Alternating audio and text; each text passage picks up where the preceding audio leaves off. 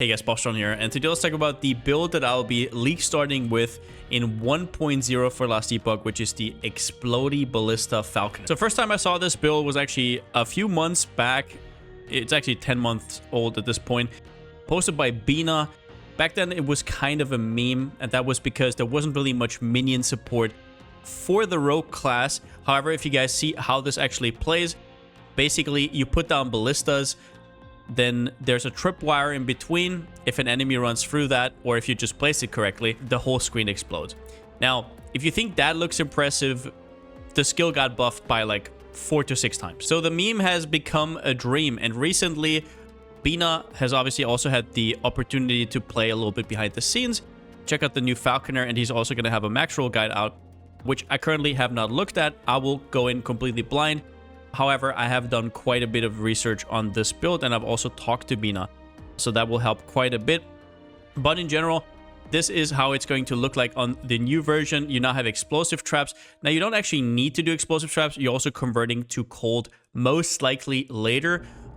And yeah, in general, I'm probably not going to go for the explosive trap part, but we're going to talk about that later as well. If you guys want to follow my progression, I will be streaming over on twitch.tv/Palsteron. I'll basically be on from day 1 until like 2 weeks in. Everything that we talk about in this video will be updated, obviously, over time, and filters will be updated, everything. So you can also check that out over there. Now, I'll quickly give you a rundown of how this build works. Ballista has a lot of support for different damage types, right? You can go more attack speed, you can go more damage in general per hit, you can go ailments, right? You can go for more clear with bolt drain and whatnot. There's even a potion theme. But the most interesting one for me is the fire route down here with armed construction. So what you do is you just path through here. This node right here basically makes it that whenever a ballista gets destroyed or it expires, it will explode. And this explosion, since it is in the ballista tree, will actually scale with minion stats. So it is basically a minion hit. It has its own damage effectiveness though. Most importantly, this scales with all the stats that affect your ballista. So for example, if a stat up here says +3 base crit to ballista, that also affects the explosion that happens from the ballista getting unsummoned. Now that sounds pretty clunky though, right? You don't want to wait until they get destroyed. You don't want to like taunt enemies with it or whatever. You just want it to instantly explode. And that's what you do first up with tripwire. So tripwire, basically you put down a ballista, you put down another one in between. If there's a mob in between, both explode. Now this is not clunky at all, just so you know. I already tried it out. It is quite intuitive and it's super easy to play with. However, it gets even better because let's say the tripwire doesn't proc because a mob dashes through exactly the moment you place it or whatever. You can just place a third ballista because ballista has a maximum of 2 totems basically. And if you put down a third one, the first one unsummons. However, the first one is connected to the second one, and unsummon also counts for getting destroyed. So basically the first 2 explode. You will also notice that this arm construction has a crazy more multiplier here. More damage per dexterity. 8% more damage. If you're asking how much dexterity will you get, an endgame between 120 and 200 is doable. So we're talking about over 1,000% more damage, and also an AoE that will basically destroy everything even off screen. Now, besides these nodes, there are 2 more no-brainers, which is an efficient construction. The biggest problem with ballista is usually the mana cost, and you effectively get around that with efficient construction. Now, usually, the less duration is quite a big deal because it costs so much mana. You don't want to have to resummon it all the time, but here it doesn't matter because you want to destroy it anyways. You don't want to have it up at all. And then you also get practical build, which gives you more attack speed, which doesn't matter for us, but it also gives us more damage. And once again, all the ballista modifiers also work for your explosion. And with this, the mana cost becomes a lot more manageable. It's now 22 mana. It's still kind of a thing. We are going to be using puncture to get mana back whenever we need to, but other than boss fights, I've not really found that to be necessary. But yeah, that is how it's going to look like. It's definitely going to be a very screen cancer heavy build, either or. If you don't go cold, it's actually a lot better. The fire version is not as heavy on the eyes, I can tell you that. You can also turn it down a little bit in that screen, but as a PoE player, this makes me very happy. But what made this build from meme to S tier, at least according to the max roll tier list right now? First up, and the biggest one, is you actually got the Falconer Mastery, which revolves around minions. In case you guys don't know, it's not like PoE. Ballistas are actual minions. They do count as minions. And having this Falconer tree makes a huge, huge difference. Scaling Ballista builds in the past was extremely hard. You needed to get flat damage, mostly from your idols, which is a problem because you want a lot of HP from your idols usually, or at least you don't want to cram all of them in. And you also didn't get that much dexterity, and Ballista always skilled very well with dexterity. Now you have the Falconer, which baseline gives you 12 dexterity just from the mastery itself, but then on top of that, it also has a lot more dexterity to scale into. It has dexterity here, dexterity here. But in terms of scaling, one of the biggest things here is you get 5 base crit to your Ballista, which starts at 5, so this basically doubles it. And then also just being able to scale minion damage at all is quite hard on both the Blade Dancer tree and the Marksman tree. So now that we have a minion class, that is a very, very big deal. Other than that, you also get a little bit of stuff to your Falcon. Your Falcon is mostly there for utility, actually. It's not really there for damage. But yeah, if we go further here, you can see we just have these absolute premium nodes, and then also armor per dexterity, and your Falcon gives you percentage armor as well whenever it hits, which is absolutely crucial. And then one of the biggest problems with minion builds, especially on a rogue right now, used to be crit multi. Crit multi is very hard to get by. People always had to use the Death Rattle amulet to get any crit multi whatsoever. That is kind of a thing of the past. Death Rattle actually got nerfed this league from 100 minion crit multi to only 65, which doesn't really affect us as much as some of the other builds, because we're now already getting minion crit multi, plus we're getting minion crit multiplier per 3% crit avoid. So basically what that means is if you have 100%, so capped crit avoidance, you get 66% crit multi. And it also means you can go over 100 if you want more multi. As well as that, the Ballista tree has a node up top, perfect aim, that actually makes it so your crit multiplier that you get from gear, as well as the critical strike ratio, also converts to your Ballista, so even better. So yeah, pretty obvious. Before, it wasn't really intentional to even play minions on rogues. Now you have a full mastery. That is already a big deal. Agile engineering. When it comes to the Ballista tree, a lot of people are talking about some nodes, but this rework was really huge. This node did not exist at all. Placement speed per dexterity 1%, attack speed per 5, dexterity 1%. The attack speed is huge for hit ballistas, which we might talk a little bit about at the end, but the placement speed is just absurd. The biggest hurdle with ballistas next to mana cost always was the placement speed. It felt extremely clunky. There's no stat like there is in PoE. And just so you know, attack speed doesn't do anything. You have to get cast speed, which does not align with rogue at all, in order to place the ballista faster. So now you're going to more than double the speed at which you actually place it. So before I saw this node, I was actually completely on board with the explosive trap hype. Explosive trap throughout the last days got actually quite a bit of nerfs. The +7 mana cost went to +8. The +7 here went to +11. A lot of small nerfs. We also lost the +1 mana on trap explosion. So in general, trap is looking less and less sexy when it comes to that. And now you also have the placement speed, so you don't really have to proc the ballistas anymore. In case you guys don't know, this is what everybody was hyped about, because you got a discount on the siege ballistas, 50%. But the problem is, in general, explosive trap also costs quite a bit of mana if you want to have the setup that spawns as many as possible. And just to be clear, I'm sure with like perfect gear, this is still gonna be GG. But for League Start, I think this is very unrealistic.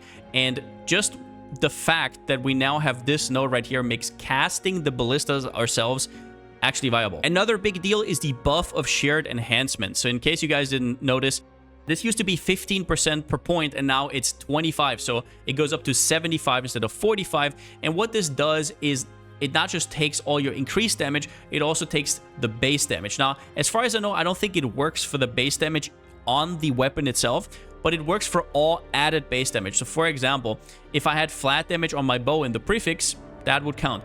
But the biggest application for this is actually Morning Frost. These boots add 1 extra damage to attacks and spells per point of dexterity, which we are already stacking. So it is absolutely perfect for what we're doing. It has decent movement speed. A big downside though, minus fizz and cold res per point of dexterity. So we'll have to get that back, which we are. With the extra quiver slot, we're actually going to put a lot into that. And in general, a big focus on resistances. So this might not be something you can do from the get-go. Now, when it comes to resistances, cold res is negotiable. You don't have to be capped, but physical you do. And we're getting that resistance back also quite a bit from our idols. Usually what you do on these ballista builds is you stack bow physical damage for ballistas. That used to be the only source of that damage, but now we're getting a lot more. We're getting quite a bit from the passive tree right here. From the Falconer, we're getting plus 18, and then from Morning Frost, we're getting like plus 100 or so. So what we're going to do, instead of stacking 4 of these, we're actually going to go for health and Ellie res or void res, or maybe fill up that physical res, whatever you need to make up for Morning Frost, as well as get a lot more effective hit pool. If you're interested in complete glass cannon versions of this, they are out there, right? Go for them. I do not want to die on League Start. It's fine, right? We can transition into that later if you want to. I just want it to be cozy. So that's a big deal. And then as well as that, we have way more access to dexterity. So as I already said, just going Falconer immediately gives you 12 dexterity, which is, by the way, completely crazy while leveling. But also there are 2 new base types. There's a helmet base type. However, Peak of the Mountain is going to be hard to beat. But theoretically, there is a new helmet base type that has 6 dexterity in the implicit. But there's also the falconry armor, which gives you plus 8 dexterity. Also a little bit of damage to your falcon, which doesn't matter for us. But just in general, your top end in terms of dexterity has gone up by like 20 to 30. Now, talking about dexterity is a really good segue into the next topic, which is dexterity is everything. If you want to play this build, there's nothing more important than having dexterity everywhere. It's so important, in fact, that if I had to decide between just a magic item with plus 8 and a rare item with the other 3 mods, I would always take dexterity. And I'll explain that real quickly. So first up, we have the fact that it gives more damage and AoE just from the skill itself. So if we look at the ballista tree, once again, 8% more damage per dexterity, 4% increased AoE per dexterity. It is quite a big deal. You also get percentage damage scaling because ballista is a dexterity skill, 4% per point of dexterity. It also gives you flat damage. If you're using Morning Frost, every dexterity is plus 1 flat damage. You get armor and dodge. So dodge just inherently, every point of dexterity is 4 dodge. And then on the passive skill tree, we also have a nice note down here, which gives us basically 3 armor per dexterity, which is quite a bit in this game, in case you guys don't know. So that's going to be like 300 to 400 armor. So yeah, all these things combined are basically to say, get dexterity absolutely everywhere. And if you have uniques, for example, Peak of the Mountain, and you're not sure what you want to get on there first in terms of LP, dexterity. But all right, let's go for our skills real quickly. As I already mentioned, Agile Engineering into Flaming Shots, we have to take 3 points here. Into Explosive Delivery, this is basically all just to path to Armed Construction. And then also get the Tripwire. This is how this all revolves around. This for the minus mana, more damage with Practical Build. Now, shared enhancements, you only really need if you're using Morning Frost. So if you don't have these boots, it's okay. But if you don't have them, I would probably just put it into Sharpened Tips or Heavy Bolts for now. Heavy Bolts, I would love to max out right now. I don't have the levels for it. I only went to 22 with like plus 2 from the relic right here. But I didn't want to go any more ham. But obviously, if you have better and better gear, the points you want to spend those in is in Heavy Bolts and Sharpened Tips. And if you have even more, I guess also Flaming Shots. The Perfect Aim is a big deal. If you don't have Perfect Aim, your Peak of the Mountain is not going to do anything. In case you guys don't know, this is actually farmable from a dungeon. You'll have to kill the Lightless Arbor boss. You get keys for them randomly throughout the world. And you don't have to do anything other than tier 1. It's a 50% drop chance. This one is incredibly strong. And these boots are quite common. You can also gamble for them.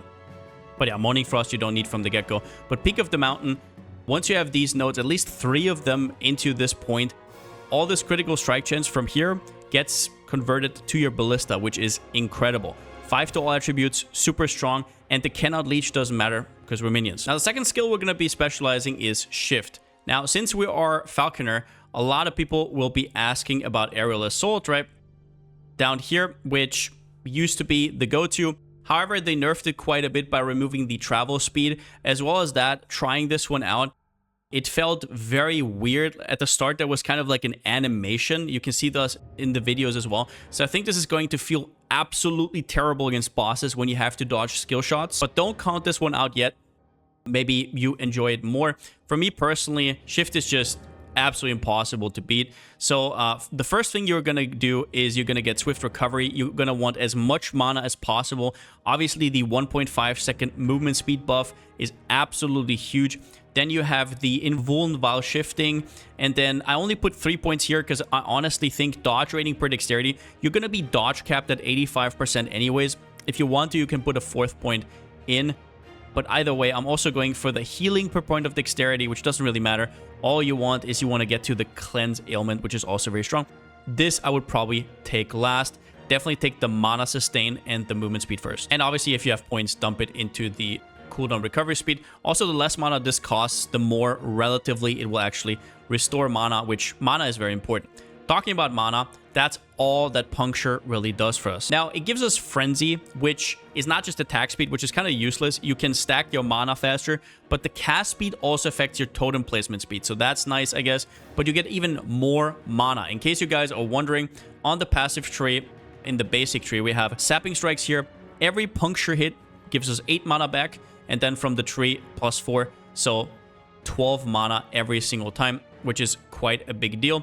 Now, Rapid Strikes does not really work with the mana because it doesn't give us extra mana. However, it does affect the Shatter over here, which gives us extra chance to shred armor.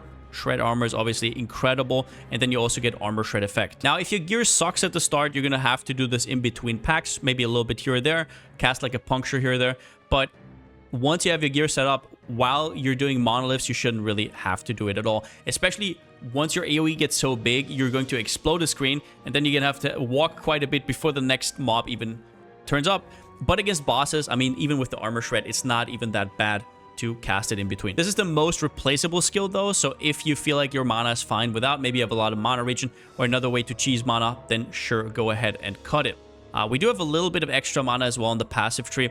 We do get the dodge here, the mana gain on dodge, and also a little bit of mana regen. So maybe that helps out overall as well once you are dodge capped.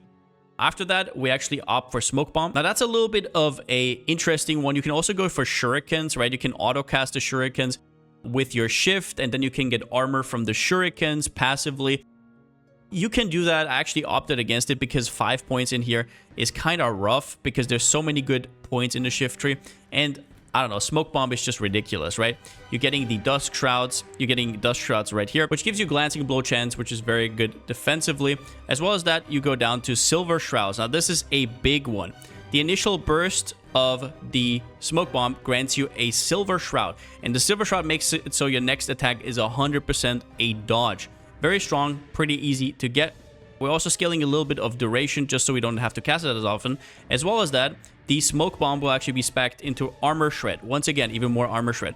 We're also getting the Armor Shred frequency. So that means per second, we're actually applying 8 Armor Shred stacks. And it lasts for round about 6 seconds. So you'd kind of want to cast this on top of big bosses just to absolutely annihilate them. And you can just stand next to them and usually nothing should happen. The last tree here is the Falconry tree. And this is a little bit ghetto. I'm sure there's a better way to build this. So if you have any ideas, definitely put that in there. The way I've built it is the only damage node I take is Falconer's Journey because it's a no-brainer, right? So obviously I don't really care about the damage, but this is too good for 1 point. Then I go down here to side by side. I only take this because I want to get here. So in general, the active ability of Falconry will probably not be worth it ever casting just because it costs so much mana and you already have problems casting your ballistas, right? So you want to have your manas for that.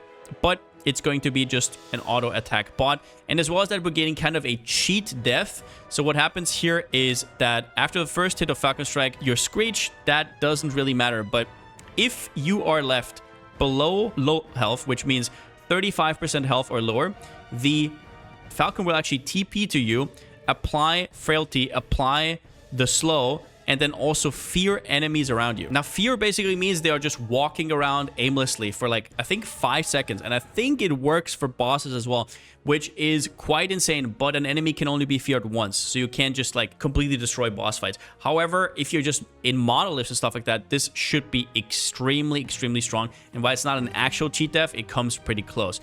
Then we go for the Falconer's Mark right here. So it's basically if you are casting Puncture.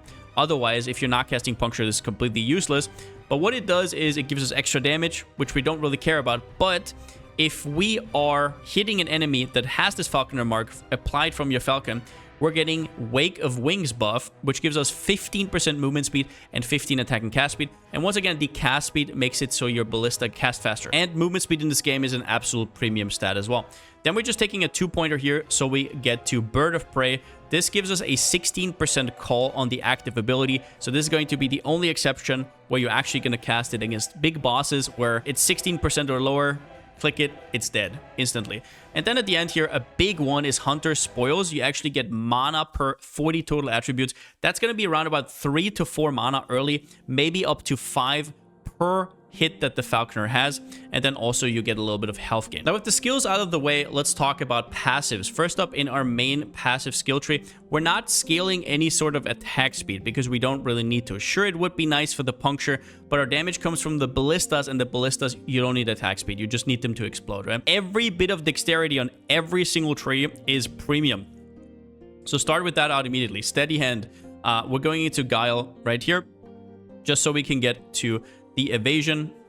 Damage taken while moving, minus 20%. This note got nerfed. It's still broken. You don't take agility because it's not your damage. It's actually, once again, minion damage. We're gonna get haste another way though. Just wait for a second. Just a 1-pointer in dodge and parry right here. Now, if you don't take sapping strikes, if you feel like your mana is fine without it, put those 4 points into dodge and parry as well. Now, once you have those 20 points, you want to get out of here ASAP because the other trees are way too busted. The first thing you want to do is go into Falconer, just for completion's sake. Very strong and efficient nodes are Cloak of Shadows, Dexterity, and Glancing Blows, very strong. And one of the last points you want to take, but still strong, is Focus Fire. So you get plus to dexterity, and the second part doesn't matter as much. It's basically just a point of dexterity per point. It's not crazy, but every point of dexterity matters in this build. So these, well, you can take this somewhere in mid-game, and this one you would take very, very late. But then let's dive into the Falconer tree. First point you want to take, 5 points in Handler. Completely insane. Basically doubles your crit chance at that point, both for your Falcon and your Ballista. Very strong. You want to take 5 points into this one right here, into Agile Hunt. The Falcon throwing damage per 4 dex doesn't seem like much, but it actually does make a difference at the start. Later on, it's once again just dexterity. Nothing really else really matters. Your haste comes from Raptor's Wings. Now you're gonna have to see if 4 points is fine. It basically gives you haste whenever you or your Falcon hits something, which I don't really know how it's gonna work out. It also gives you extra melee attack speed. Might be that you actually want to go for expediency later. This is basically whenever you press your potion, you get haste for a certain duration and also haste effect.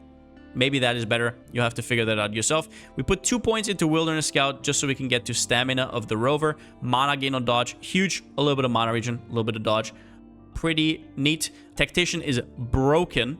18% base damage for your Ballista. Once again, your Falcon gets a little bit extra as well, but it's not that big of a deal. The next points are going to be a little bit weird because Deflect and Weave basically gives you block and glancing blow chance. So this is important. If you are actually going to go for a sword and a shield, which you can, you do not necessarily need bow and quiver to play Ballista. That's how this game works. If you go for a shield, you want 4 points here because you don't want to get that 5-point bonus. You don't want to convert your block into glancing blows. But if you're bow, it's actually very good to tick that extra point because you have no block effectiveness. So you're basically just getting an upside. So if you're bow, like I'm here, you would go 5 out of 5. Otherwise, if you're shield, 4 out of 5. We're going to talk about that once we're in itemization. Then we have Coordinated Fate. This one is ridiculous. So every 10 seconds, you can basically click your first ability and you get a Silver Shroud. Silver Shroud, once again, means that your next hit gets 100% dodged. Also gives you a little bit of health. You only need 1 point in this, and whatever you have on your hotbar on your first ability, whenever you press that, you get that stack. 6 points in Evasion Tactics, incredible node. Relentless Talons, just there for the obviously increased minion damage, which is nice, but it also gives you health gain on Falcon hit per 3 dex. So in endgame, that's going to be around about 40 health per hit. Very strong. You get a ton of armor per dex. Also, the more often your Falcon hits, the more armor you get. And then we are at the end here. So Poise gives you glancing blow chance. Now, if you are within your smoke bomb, you're probably going to be capped on, or very close to capped on glancing blows. So this doesn't matter as much. However, if you're just out in the wild, just out about, or against the boss, you're going to be naturally at like 50% glancing blow chance. So this doubles it and you actually go to full. Glancing blow is 35% less damage taken. So in my opinion, this node is not overkill. I think it is actually very strong, especially for monos and also specific boss fights. Then we have no-brainer, needle-like precision, minion crit multi. Incredible as well, the health gain on crit. Once again, a reason why we keep the Falconer around is because it just restores so much HP whenever it hits. You get crit avoidance, and now down here you can also scale crit avoidance to get extra multi. And since you want to be on 100% crit avoidance anyways, that is just free crit multi. And then very efficient node as well, less damage taken while moving, movement speed, dodge rating gets doubled if the Falcon hit. Now let's go to itemization. Peak of the Mountain and Morning Frost are the only uniques I put in here. Morning Frost, super common. You can gamble for it with Rune of Ascendances. You can target farm it if you're on Self-Found with Prophecies or Nodes. But if you're on trade, you can just buy them. They're super, super common. Peak of the Mountain, you can farm from Lightless Arbor. Even from tier 1, it's around about a 50-50 from the boss to drop. If you get LP on it, something like Dexterity is incredible. But once again, make sure that you have the nodes in the Ballista tree before you equip Peak of the Mountain, because if you don't have the conversion from crit to Ballista crit, it doesn't do anything. Just FYI. Now, after that, Amulet. You probably want to go physical necrotic res if you have Morning Frost, because you need to make up for that physical res. Other than that, you basically want to get health, crit multi, minion damage. It's kind of like a theme here. You want to get as much dexterity as possible everywhere. Dexterity, dexterity, quiver also, dexterity, body armor.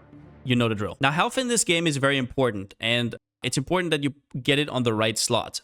Once again, we go for res in the belt implicit for the poison cold res. Percentage health and hybrid health both can roll on belts, so get that ASAP. Can get percentage health on the body armor. Now, if you have different boots, you want to go for hybrid health and percentage health on the boots, and obviously for movement speed and dexterity. And if you have LP on your Morning Frost, definitely try to hit dexterity on it or movement speed. Those are insane. Now, in terms of what bracers you want to use, either crit chance implicit or void res implicit, both are good. Necrotic res is okay. Now, we want to get our crit chance to around about 500 to 550% in total. The helmet already gives us like 300-ish, but you also have to factor in the rolls. Rolls are kind of hard to do. So I have crit chance on, I think, one of the rings here, as well as the bracers, and then I also have the implicit here. Ancient Coins is incredibly strong, up to 100% crit chance, although the roll is very, very volatile. So in total, you should be at around about 90 to 100% crit. Do note, though, that you have to min-max that out with your own gear, because I don't know what you have. Obviously, don't go over 100. Now, a very important stat here on the Ancient Coins is +2 to Ballista. Having Ancient Coin implicit with increased crit chance is nice, but the Ballista is even more important. +2 is gonna be incredible. So if you have a shitty relic and it has +2, that's better. Like, +2 in dexterity on any relic is already better than not having any of those stats. It is very, very strong. Other than that, minion damage, as I said, Ballista is a minion, so that works. Critical strike avoidance you can either get from your rings or from your blessings. We're going to go over that in a second as well. But rings is usually a very good place to get it. You can get +2 health in the suffix. +2 health is usually not that great. You can also get your res here and get other stats on other items. I did kind of fill out the res, but it's not that big of a deal. The new health stun avoidance suffix is actually incredible. I think just having one source of stun avoidance would go a long way. And Morning Frost, whenever you're using this, just make sure that you can actually handle the minus res. It is incredibly hard. We're going to go over idols in a second. This is not something you can do from the get-go unless you don't mind dying here or there. Just FYI. Now, when it comes to weapon choice, I went for a Dreadthorn plus a Quiver. So quivers are nice because of dexterity. So why am I even talking about this? It's because you don't actually need to use a bow to use Ballista. It's kind of counterintuitive, but yeah, it is what it is. But if you go shield plus one-hander, you cannot get dexterity. You can only get that on bow plus quiver. So once again, big. You can get minion damage and a ton of res in the suffix. Plus, you can get a ivory quiver, even more res. Now, Dreadthorn bow. There's another base that also has bow crit and multiplier in the implicit. That actually transfers to your Ballista if you have the nodes. Once again, the perfect aim up here. So bows are incredible just for that, but you can get even more crit chance or crit multi. You can also get base damage, so if you get bow damage, that also converts 75% with shared enhancements. It's not as good, but still good. And then what you want in the suffix is minion bow damage. Very good stat as well. Now, if you want other options, very interesting, you can go for Apogee of Frozen Light plus Cradle of the Erased. This is an incredibly strong setup. So Apogee gives you +3 to cold minion skills. Now, what you can do is actually, you can, on the Ballista, go Frigid Barrage, which makes it so your fire explosion goes to a cold explosion, which is what you saw in the video. This gives you not just freezes, it also makes the skill cold, so now you get +3. You also get Chill, which is a very strong defensive layer, and you get minions have more damage to chilled enemies. I didn't want to put too many uniques in here, but just so you know, this is a very valid option, especially if you also have a Cradle, also very easy to find unique. How this works is you have Weaver's Will on it, which basically is like you get XP on that item and it unlocks more mods. So it's not just what you see here, it's going to have more mods on top, which could be res, could be whatever. This kind of RNG, obviously, it's 2 uniques. Whatever you roll on the Cradle is going to determine how good it's going to be. But in general, if you don't know, Cradle is one of the strongest, absolutely craziest shields in the game. If you have a lot of dodge rating, the fact that it stacks up Golden Aegis to like 100% block chance, and then you can just absolutely take a hit is incredible. So I would just, whatever you prefer, if you want to be more squishy, you want to be more tanky, definitely try this out if you get to, maybe on trade, or if you find them on self-found. Now, when it comes to idols, what you want here really depends. If you have normal boots and you are not going for Morning Frost, what you want is as many of these as possible. Bow physical damage for Ballista. You're not getting the flat damage from Morning Frost, so you have to make up for that. I would personally recommend Morning Frost, but if you want to, you can also get these ×4, right? You can fit them in 4 times in total, but then the rest of your idols are kind of gone. However, what I would do, right, is maybe one of these plus Morning Frost, and then the rest just fill it up with idols with life, Ellie res. You can also go for any other res, right? You can go for 1x2s, and then also the small ones can give you a little bit of dodge, void res, necrotic res, whatever. Now, when it comes to blessings, this one depends, and also obviously on what you roll. Crit strike multi, I think, would be preferable. However, if you have problems capping your void res, just having that with one source is very strong, right? If you get a good roll, totally fine. As well as that, the health is totally fine. This just got buffed from 60 to 70. So all of those options are viable. Try out whatever you want there. The second option is basically just mana. So you have the Grand Light of the Moon. You will have like 70, 80 mana normally. With attunement, maybe like 100. And then getting that extra mana just gives you so much burst in boss fights and just makes it so much cozier. For example, to recover your mana back to full, up to like 190 or 200 with puncture.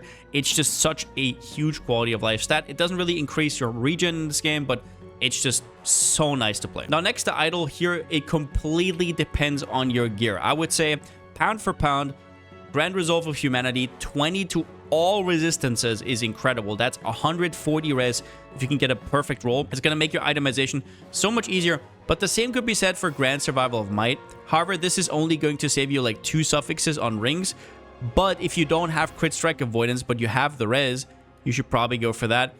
But in general, those are the only 2 here that really make sense. And the last one is a little bit iffy. You could go for the Grand Bones of Eternity and get that block chance, block effectiveness if you are one-hander, if you're sword and board, basically.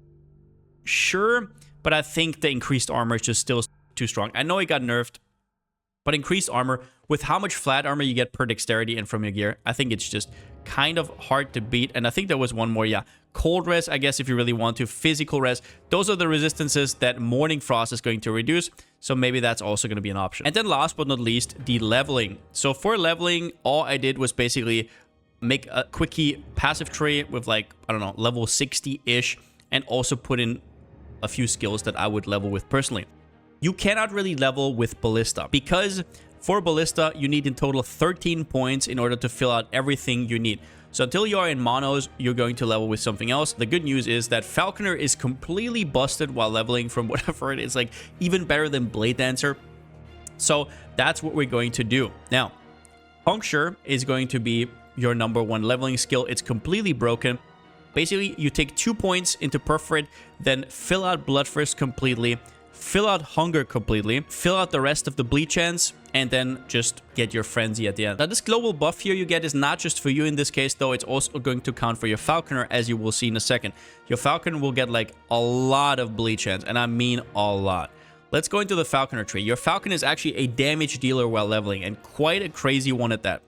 The first thing you want, obviously, is go through Falconer's Journey. You want to travel down here to Rending Talons as fast as you can. 200% of your bleach ends will be converted to Falconer bleach ends. So what that means is, with full stacks here and all these points, 360% bleed will be converted to 720% bleach ends for your Falcon. And ailments early are absolutely crushing. So you need 1, 2, 3, 4, and then you can start putting points in here, and it's going to absolutely decimate everything. After that, what you want to do is you want to put Falconer's Mark, 2 points into Marking Strikes, and then start putting points into Wake of Wings to give you quite a bit of movement speed and attack speed. Now, Falconry's Falcon Strike is actually quite strong. It's going to basically clear its whole pack whenever you press that button. So while it does cost a lot of mana, you don't have anything else to spend your mana on anyways, because your Puncture is just free, right? Puncture is free. So whenever you see a pack that you think you need it in, just press it, everything explodes. Okay. Then we have Aerial Assault. Now, you could also go Shift if you want to, but Aerial Assault actually does quite a bit of damage, so I would personally go for it, but Shift is also very, very strong, especially for the movement speed. But yeah, that's completely up to you. You also get Caltrops right here, a little bit of extra bleed chance. It's not that big of a deal, but it still fits the theme, right? And we get Caltrops halfway through and at the start, I think. Yeah, at the start. A little bit of HP here. You want to get to Coordinated Assault as fast as possible. This is probably the first node you want. And that's about it. If you want Shift, go Shift. The last one here is Dive Bomb. This ability is completely nuts. It's basically like the Falconry's base ability, right? The Falcon Strike, but 100 times crazier. It's just an AoE where your Falcon falls down, everything dies. In this case, what we're actually going to do is we're going to scale the CDR right here. So you could also go down here and go into the bleed theme. I actually don't think it makes that much sense. We are going to go for the CDR reset, and then we're going to go over here, have a few feathers. You want to probably not take the feathers early though, because you also want to path down, so you get the physical shred. I'm not sure myself. I'm going to be completely honest. I'm not sure myself which one I'm going to go first. Maybe I should go into Talon Blades. I'm not 100% sure. All I know is I want those Crimson Shroud stacks. If you guys don't know, that gives you even more bleed chance, which then also gets even more converted to your Falcon. Your Falcon is going to have over 1,000% chance to bleed. And then down here, we also have this ability, which whenever you press Dive Bomb, it will consume all bleeds and deal that damage immediately. Plus, it gets 30% more damage. And your last question might be, well, how are you going to transition into Ballista? Well, I don't know, because I haven't really tested it out, but this is what I'm thinking, right? At level 50, you unlock your last specialization slot. All of these skills will completely carry you for now. You put in Ballista, you're not really going to use it, but you're going to start leveling it, right? And you're going to put points in. 1, 2, 3, 4. 1, 1, 2, 3. This is 13 points. At 13 points, if you have good dexterity, you should probably have around about 60-ish dexterity. You're going to be able to transition to Ballista, and then you can slowly but surely transition into the skills I talk about at the start. So these are obviously leveling skills. They're going to be respect, and that is how you're going to transition. Do I know if it's going to be smooth? Not 100% sure.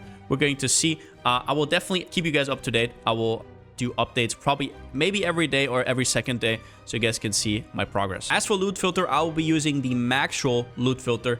Once that's up, down below in the description, that's basically going to be my baseline. And once I know exactly what I want, I will make an updated filter, and I will link that in the day 2 update probably, or whenever is going to be my first update video, so then you guys can follow that as well. As for leveling, my biggest tip here would be shatter dex stuff early. It is very, very easy to get dexterity later.